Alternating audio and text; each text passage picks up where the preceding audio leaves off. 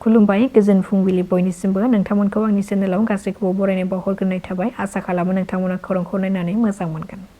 रायजो सभानि एमपि प्रमद बर'नि दैदेननाय UPPL नि थान्दै हान्जाया मैयानि सानाव पार्लियामेन्ट हाउसआव हादोरनि गाहाय मन्त्रि नरेन्द्र मदिखौ लोगो हमनानै बिटिआर गोरोबथानि आद्रा थानाय बाहागोफोरखौ थाबैनो मावफुंनो आरो 125 संबिजिरारि सोदांनाय बिलखौ पास खालामनायजों लोगोसे थाखानाय BTCखौ बांसिन गोहो होनो आरो भुटाननिफ्राय फैनाय दैसाफोरनि जाहोनाव सोमजिनाय दैबाना आरो खुरखानायनि जेंनाखौ सुस्रांनो दाबि दैखांदों आरो माखासे गोनां खोथाफोरखौबो लानानै सावरायदों UPPL नि आफादगिरि प्रमद बर' बिथाङा। खर'सा आसामाव दैबानाजों भुगिनांनाय सुबुंफोरनो दासिम गं 64,891 नखरफोरनो 15,000 रांखौ होनाय जाबाय आरो थाबैनो गं 33,212 नखरफोरनोबो बे 15,000 रांखौ होनाय जागोन होननानै मिथिहोदों। बेनि अनगायैबो गासै मोन 72 इउटुब चेनेलफोरखौबो सोरखारा नोजोर लाखिदों होननानै मिथिहोदों गिबि मन्थ्रिया। मानोना आसामनि खर'सायाव दैबाना जानायखौ लानानै गोबां इउटुबार्सफ्रानो दैबानानि मुङै रां खांनायखौ जागायदोंमोन आरो नाथाय बे रां खांनायफोरा भुगिनांनाय सुबुंफोरनाव गोग्लैगोना गोग्लैयाखै बेखौ नायबिजिरगोन आरो आसामनि इउटुबार्सफ्राल' नङा बेवहाय दैबानानि थाखाय गुबुन रायजोनि इउटुबार्सफ्राबो रां खांनायखौ जागायदोंमोन बेखौ लानानै दायो पुलिसआ गासै मोन 72 इउटुबार्सफोरनि चेनेलखौ नोजोराव लाखिनाय जादों। आसामनि इउटुबार्सफ्राल' दैबानानि मुङै रां खांनायखौ मदद होदों जानांगौ आरो जायफोर इउटुबार्सफ्रा मदद होदों आं बिसोरखौ साबायखर होदों नाथाय गासै 72 इउटुबार्सफोरनि एकाउन्टखौ जों नोजोराव लाखिनाय जादों होननानै मिथिहोदों आसामनि गिबि मन्थ्रि डक्टर हिमन्त बिश्व शर्मा बिथाङा। बर' इन्सपेक्टरनि अबथिरायै जिउ खहा क'क्राझारनि निउ फ्लाइअभारनि खाथियाव बाइकनि सौग्रावनायनि जाहोनाव एक्साइज इन्सपेक्टर रनेन नार्जारि बिथाङा गोब्राब जोखोम जादोंमोन। थांनाय आगष्ट 11 खालारनि हरनि समाव जादोंमोन बे गिख्रंथाव जाब्रबथाया। उननि समाव बिथांखौ गोब्राब हालोदाव देहा फाहामसालियाव थिसनथाइ होदोंमोनब्लाबो बिथांखौ रैखा खालामनो हानाय जायासै। मैयानि सानाव बिथाङा देहा फाहामसालियावनो जोबथा हांखौ बोयो। खौरां मोननाय बादिब्ला बे गिख्रंथाव जाब्रबथायाव जिउ गोमानाय इन्सपेक्टर रनेन नार्जारिखौ बाक्सा जिल्ला मसलपुरनि एबा पुब बांलाबारिनि होननानै सिनायथिनो हानाय जादों।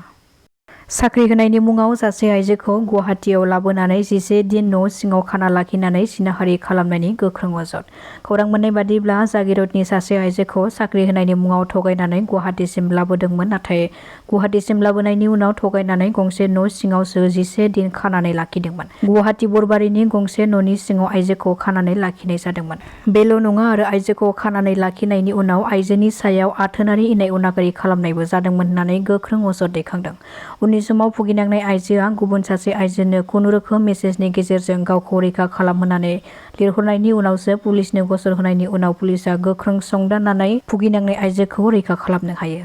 बे भुगिनांनाय आइजोखौ रैखा खालामनायजों लोगोसे बे जाथायजों सोमोन्दो थानाय सासे दायनिगिरि आइजोखौबो एरेस्ट खालामनाय जादों। बिखौ हमनो मोननायनि उनाव दायो पुलिसआ बिखौ सोंनाय-फिननाय खालामगासिनो दङ।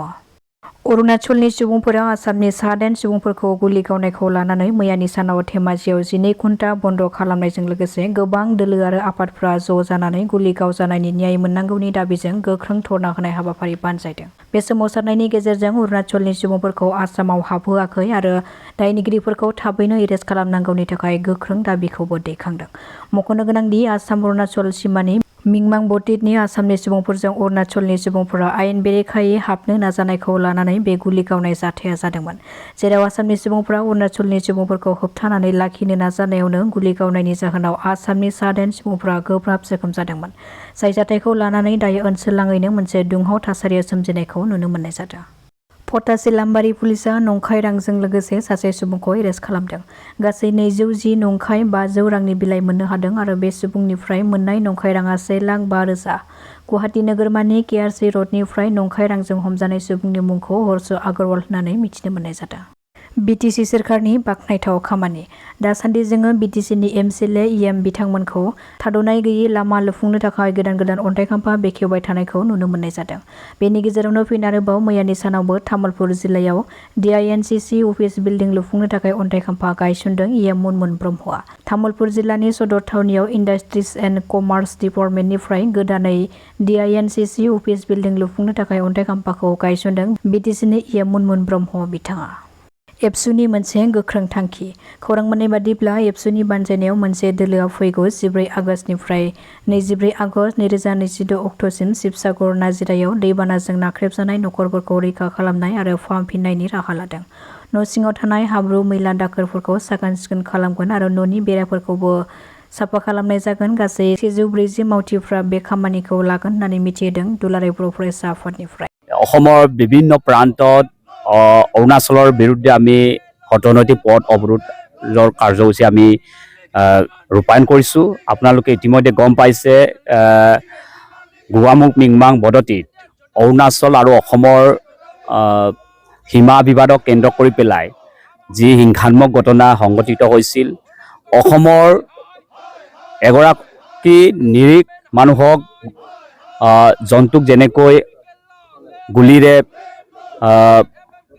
মাৰা হয়, এনেদৰে মানুহক 11জনকৈ অসমৰ নিৰীহ মানুহক গুলিবিদ্ধ হৈছে অসমৰ মানুহ। 4গৰাকী এতিয়া সংকটজনক অৱস্থাত আমি খবৰ লাভ কৰিছোঁ।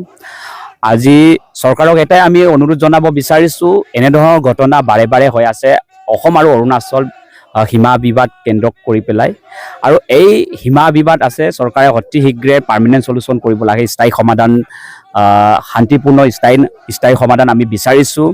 আৰু বাৰে বাৰে কিয় এই ঘটনাবোৰ হৈ আছে, গতিকে আমি সকীয়াই দিব বিচাৰিছোঁ যে জন্তুক যেনেকৈ ব্যৱহাৰ কৰে তেওঁলোকৰ লগত কোনো ধৰণৰ মানসিকতা আমি কোনোদিনে আমি দেখিবলৈ পোৱা নাই। অৰুণাচল মানুহৰ লগত মানসিকতা আমি ইতিমধ্যে এৰাই গৈছে বুলি আমি ক'ব লাগিব।